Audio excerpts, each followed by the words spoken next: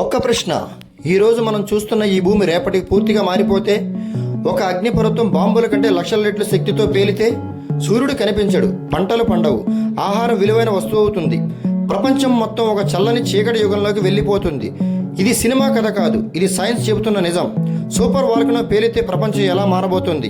ఈ వీడియో మొదటి నిమిషం నుంచి వేల సంవత్సరాల తర్వాత వరకు అంతా తెలుసుకుందాం. సూపర్ వాల్కనో పేలితే ప్రపంచం ఎలా మారుతుంది? ఇది ఒక సాధారణ వాల్కనో కాదు. ఇది పేలితే దేశాలు కాదు, ప్రపంచమే మారిపోతుంది. సూపర్ వాల్కనో అంటే ఏమిటో చూద్దాం. సాధారణ అగ్నిపర్వతం, కొండ మీద ఒక రంధ్రం. సూపర్ వాల్కనో భూమి లోపల వందల కిలోమీటర్ల విస్తీర్ణంలో ఉన్న మగ్మా గది. ఉదాహరణకు ఎల్లోస్టోన్ USA, టోబా ఇండోనేషియా. ఇదే ఒకసారి పేలి ప్రపంచాన్ని ఆల్మోస్ట్ ఫ్రీజ్ చేసింది. పేలుడు మొదలైన మొదటి 24 గంటల్లో 1000 కిలోమీటర్ల దూరం వరకు బూడిద వర్షం, యాష్ రెయిన్ ఏర్పడుతుంది.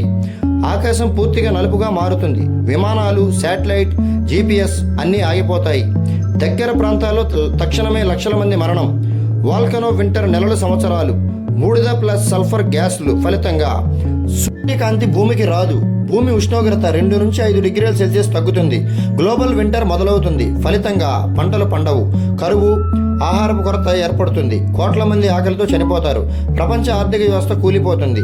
వ్యవసాయం 70 నుంచి 80% నష్టంలో నడుస్తుంది. ఆహారం కొత్త బంగారం. దేశాల మధ్య యుద్ధాలు, ఫుడ్ వార్స్. డబ్బు కంటే ఆహారమే పవర్. మానవ జాతి భవిష్యత్తు మనిషి పూర్తిగా అంతరించిపోదు, కానీ జనాభా భారీగా తగ్గిపోతుంది. చిన్న సమూహాలు మాత్రమే మిగులుతాయి. టెక్నాలజీ వెనక్కి వెళ్ళిపోతుంది. Civilisation reset button నొక్కినట్లే.